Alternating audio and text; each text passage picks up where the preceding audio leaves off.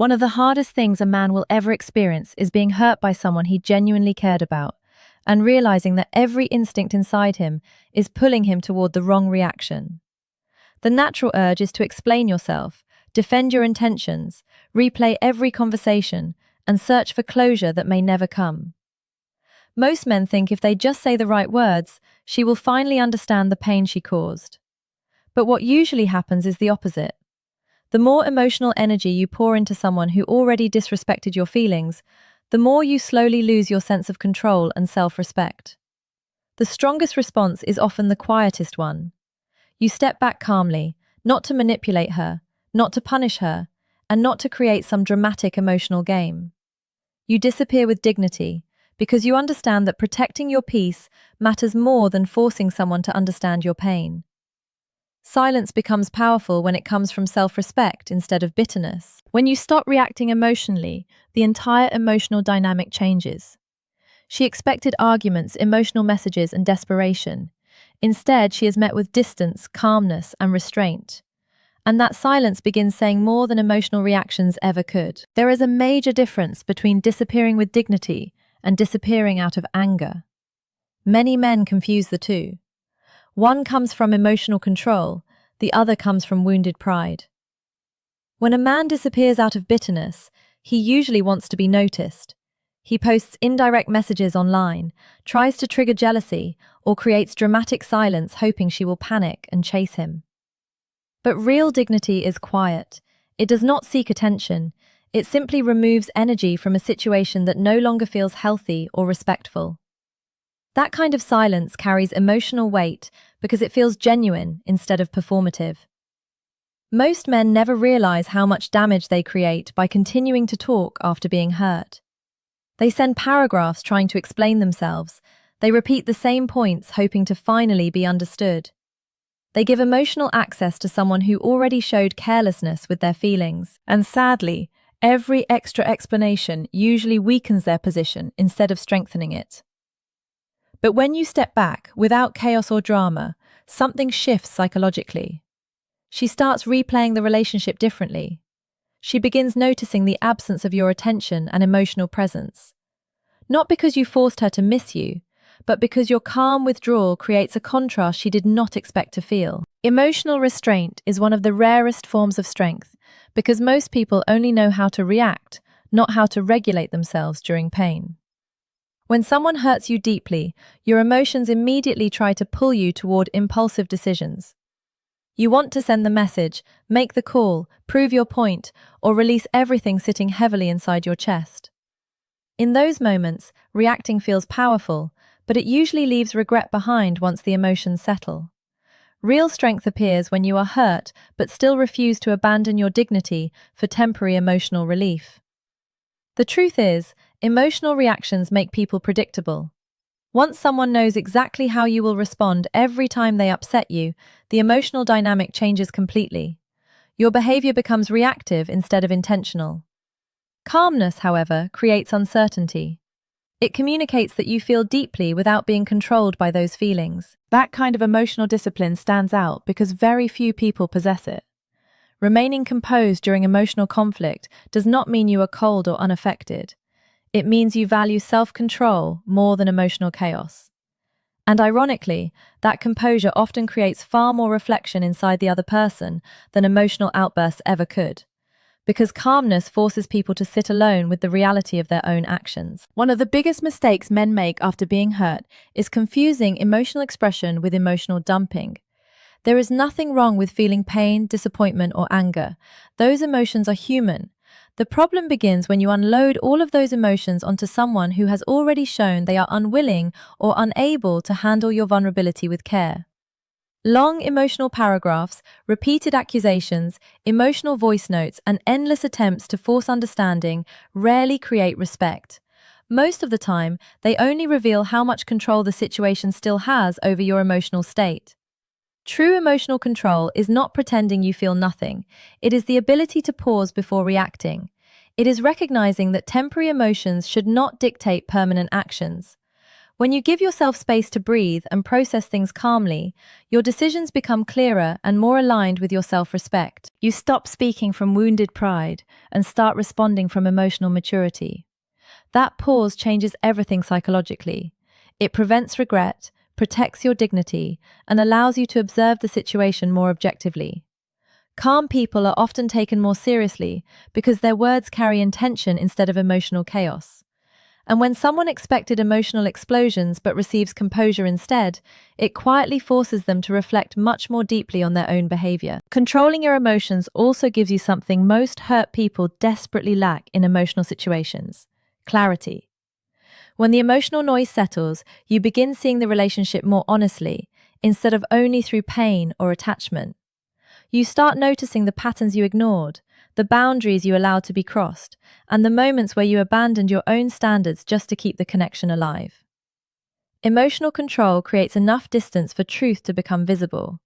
Without that distance, emotions distort everything. You become focused only on the fear of losing the person, instead of questioning whether the relationship was truly healthy for you in the first place. This is why emotional discipline protects more than your image. It protects your future decisions. Instead of reacting impulsively, you begin asking better questions. Was this treatment something I genuinely deserved? Why did I tolerate certain behaviors for so long? Did I sacrifice too much of myself trying to maintain the relationship? Those questions create growth, and growth changes you permanently. The strongest people are not the ones who never feel pain. They are the ones who refuse to let pain turn them into someone bitter, desperate, or emotionally reckless. When you remain centered during emotional storms, your self-respect becomes stronger than your need for validation, and that changes every future relationship you will ever experience. Once emotional control begins settling into your life, another important shift needs to happen quietly within you. You stop allowing pain to sit still and consume your identity. Instead, you begin converting that pain into growth. Most people waste heartbreak by staying emotionally trapped inside the same cycle of overthinking, resentment, and attachment. But emotionally strong men eventually realize something important. Pain carries energy, and that energy can either destroy you slowly or rebuild you completely, depending on how you choose to direct it. Real self-improvement after heartbreak is not loud or performative. It is not about posting success online to prove you are doing better. Genuine growth happens privately, long before anyone else notices it publicly. You begin taking better care of your body, not out of insecurity, but out of self-respect. Discipline slowly rebuilds confidence because every small promise you keep to yourself strengthens your identity again. You also begin reconnecting with purpose, your goals, your work, your routines, your future. Instead of orbiting emotionally around the pain, you redirect your energy toward becoming stronger, mentally, physically, and emotionally. And as your life begins expanding again, the heartbreak slowly loses the power it once had over your thoughts and emotions. Real growth after emotional pain also forces you to examine yourself honestly, not with self-hatred, but with awareness. You begin noticing where you ignored red flags, tolerated disrespect, or lowered your standards just to avoid losing someone. That reflection becomes valuable because it helps you build stronger boundaries moving forward. Improvement is not about becoming emotionally closed off or pretending you no longer care about people. It is about becoming more aligned with your values, your standards, and the kind of treatment you are willing to accept in your life. What many people underestimate is how powerful quiet growth actually feels to others. When you improve without constantly announcing it, your energy naturally changes. The way you speak changes, your posture changes. Your confidence feels calmer and more grounded because it is no longer based on external validation. And whether she admits it or not, people notice that shift. They notice when someone who was once emotionally wounded becomes more centered instead of more bitter. That contrast creates emotional impact because it disrupts expectations. She expected emotional collapse, emotional chasing, or emotional stagnation. Instead, she sees growth, peace, and emotional stability. And often, that is when regret quietly begins forming, because your evolution forces her to recognize the value she underestimated while she still had access to it. After rebuilding yourself emotionally, another difficult but necessary step appears. You stop giving emotional access to someone who no longer protects your heart properly. This is not cruelty, revenge, or emotional punishment. It is balance. Many men continue offering emotional comfort, reassurance, attention, and availability long after being hurt, because part of them still hopes maintaining the connection will eventually fix everything. But what usually happens is the opposite. The other person continues benefiting from your emotional presence without fully feeling the consequences of losing you. And without loss, there is rarely reflection. Emotional access includes more than conversations. It is your attention, your emotional support, your late-night replies, your emotional availability, your warmth, your consistency, and your willingness to always be there. When someone hurts you but still receives all of those things freely, the emotional dynamic never truly changes. But when you quietly step back and remove that access, the absence becomes noticeable. Not because you announced it dramatically, but because emotional energy has weight when it disappears. Suddenly, the comfort she relied on is gone. The familiarity feels distant, and that emotional gap begins forcing reflection naturally, without you needing to convince, explain, or chase anything at all. One of the most important things to understand is that distance does not automatically mean hatred or indifference. You can still care about someone deeply while choosing not to remain emotionally available to them. That distinction matters because many people confuse boundaries with cruelty. Protecting your emotional space is not coldness, it is self-respect. When you stop constantly giving emotional energy to someone who hurt you, something interesting begins happening internally. Your attention slowly returns to your own life instead of remaining trapped inside emotional attachment and hope. Hope can quietly keep people emotionally frozen for months or even years. Hope that she will suddenly change, suddenly understand, or suddenly become the person you needed her to be. But when emotional access disappears, reality finally has room to settle in. And once reality settles in, healing can truly begin. You stop waiting emotionally. You stop organizing your mood around her responses, her attention, or her absence.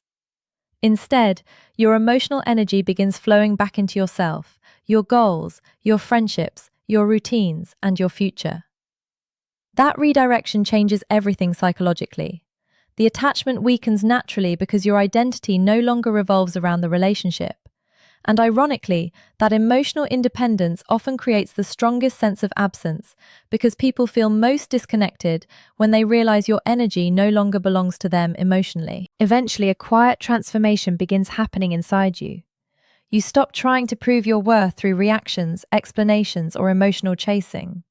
Your life starts feeling fuller again, not because the pain magically disappeared, but because your focus is no longer trapped inside it. You begin enjoying simple moments again. You reconnect with people who genuinely value your presence. You build routines, goals, and peace that do not depend on someone else choosing you. And that kind of happiness feels different because it is rooted in self-respect instead of emotional dependency. This is the stage where consequences naturally unfold without you forcing anything. Your absence becomes real because you are no longer emotionally available in the same way. If she reflects, she reflects.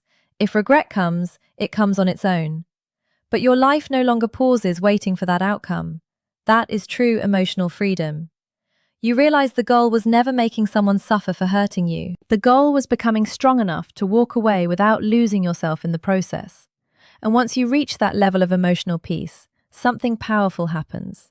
You stop fearing loss the same way because you finally trust your ability to survive it with dignity, clarity, and self-respect. Do well to subscribe because you are important.